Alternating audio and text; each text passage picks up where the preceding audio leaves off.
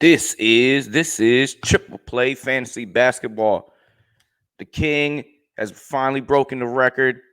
Shout out to all the LeBron James fans. I'm the constant here at Triple Play Fantasy.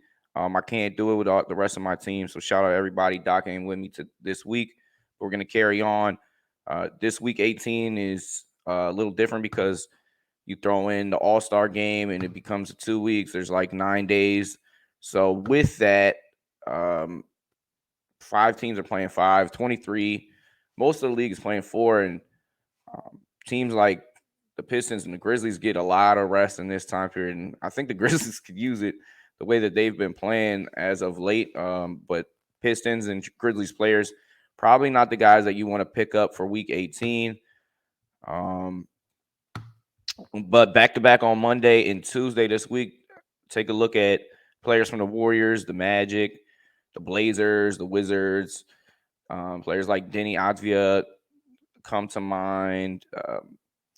Thinking about players from maybe the Warriors, Kevon Looney, if you want to get a head start on rebounds, maybe using one of your last pickups for week 17, use them a couple days, maybe break ties with them.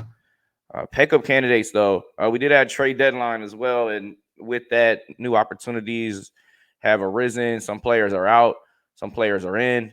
Mark Williams, we look for him to benefit maybe the most here, and he's been a rebound machine when he actually plays. With Mason Plumlee sent to the Los Angeles Clippers may open up opportunity. Same thing with Zach Collins, with Jakob Poeltl being sent. Devante Graham gets a bigger role getting sent to San Antonio. We have a San Antonio theme as Malaki Branham is playing more minutes. We know Devin Vassell was having a great year. He's out. And then you look to the Mavericks, Dorian Finney-Smith, who's getting, 35 minutes a game, opens up opportunities for young players like Josh Green, and then veteran players like Tim Hardaway Jr., Reggie Bullock, just to mention a couple. We're going to start off with Mr. Mark Williams, the rookie from Duke. Is a rebound machine. He blocks shots. He gets steals. Recently in his last 2 games, 11 points, 12 boards, 2 assists, a block against Boston. And then 9 points, 8 boards, 2 blocks against Washington. We just want him to play. If he gets enough minutes, and, the Hornets aren't going anywhere, they might as well get some experience with their possible future big man. Mark Williams is there. 39% of owners got hip to this, so he's 52% rostered. He might not be there in every league. He's the biggest pickup of the week, but if he's out there, he is going to produce. And now Zach Collins steps in. Jakob Poeltl is gone, but even when Poeltl has missed some time with injury, we've seen Popovich kind of cap his minutes at around that 24 mark. If he can sniff anywhere close to 30, he will produce. In the last week, 13 points, 5.5 boards, 3 assists, does a little bit of everything, almost a 3 a game. Against Detroit, when he got real, it was probably his breakout game, maybe his even career best game. 29 points, 11 boards, 3 assists. And then Toronto, 7 points, 4 boards, 2 assists, 1 steal, 2 blocks. He's worth a gamble, 49% rostered. Devante Graham, first game for San Antonio in double overtime, so that might have heated up his production, but 31 points, 3 boards, 3 assists, 6 3-pointers made. If you've owned Devante in the past when he has been fantasy relevant, a la Charlotte, you know that he hits a lot of threes. You know that he can get you some assists, some steals, but you know that he does not shoot a high percentage. So with him comes a field goal percentage kill. Malaki Branham for San Antonio, he's had a couple really good games in the past couple weeks, including 27, 5 boards, 2 assists, 4 3-pointers made again in that same game against Detroit that went to double OT. He popped off for 22, 5 assists, 3-pointers against Sacramento on the 1st of February. And this rookie is starting to play a little bit, and looks why the San Antonio drafted him in the 1st round this year. Josh Green for Dallas may be the biggest benefit of the Dorian Finney-Smith getting moved to Brooklyn, because he's had 2 games in the past couple weeks where he's had over 20 at 29. He hit 3 threes against Utah. He hit 5 threes against Sacramento with 23 points, 5 boards. In the last week, averaging 21 points, 5 boards, hitting 3 threes. And that's the big thing. And I don't know what they do in Dallas, but they really developed the shooting. Obviously, you need that with the playmaking of Luka Doncic to get on the floor. But the Josh Green minutes for Dallas have been in the pluses, and they played some of their best basketball with him on court. He might be the biggest beneficiary of that move. Tim Hardaway Jr. did not finish the game yesterday. He had hamstring tightness, so that's something to watch. But when he does play, he's going to get you 3 threes a game. He's going to rebound pretty well for a guard. So he's serviceable. And then in the last 2 games, he's had 11 assists total before having to leave yesterday.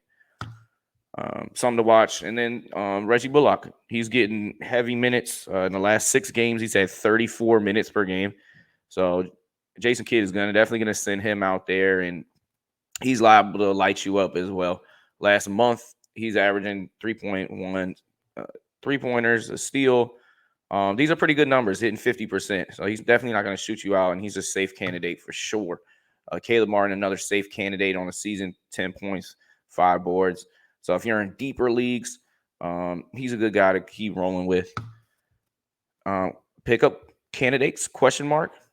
Did these guys just have a couple good games and maybe not? And does opportunity loom in Boston with Jaylen Brown being out for the foreseeable future? Talen Horton-Tucker, he sometimes his game just wows you, and it's not consistent, so you get frustrated as a fantasy owner. But maybe this is the time he gets enough minutes. Utah is not trending in the right direction. They sent some of their players that were playing some heavy minutes, and Malik Beasley, Mike Conley. Maybe opportunity opens up there in Utah in the last week, which is a 2-game sample size, I might point out. 16 points, 3 boards, 7 assists. He gets defensive stats as well. So if he's getting high usage and high playing in Utah, then he could be useful. Nikhil Alexander Walker is out of town as well. Josh Okogie steps in as the Phoenix Suns send all of their wings basically out, and Crowder, who obviously wasn't playing this season, Cam Johnson, Mikal Bridges. With that, somebody's got to play. And it might be Josh Okogie. Last week, 21 points, 5 boards. He popped off for 25 against Utah, and he's been getting big swipes. He had 3 steals in that game. He had 3 steals against Indiana. And if he's hitting 3 threes with 3 steals, he's serviceable. But this might be a case of, hey, he had a couple hot games. Grant Williams is a safety pick, too, if you're thinking about somebody to fill in for Jaylen Brown. In deeper leagues, it's not going to win you a bunch of stuff, but on a season, 9 points, 5 rebounds. His shooting has been trending in the wrong direction, so you might want to look at Sam Hauser. He's 13% rostered, and he's had 3 straight games with at least 4 3-pointers.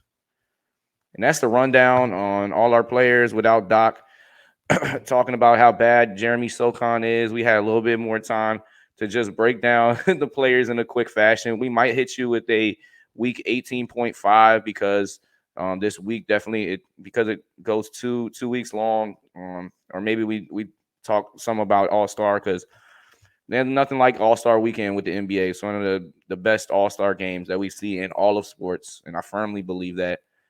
But with that said, I'm Coach Lewis. I hope you enjoy your Super Bowl Sunday. For the record, I'm going with Mahomes. Lately I've been feeling things change. We've been working hard, no sleep, get it every day. And I swear that we ain't stopping till we pay. Yeah, the pressure on, gotta make it work, triple play, yeah.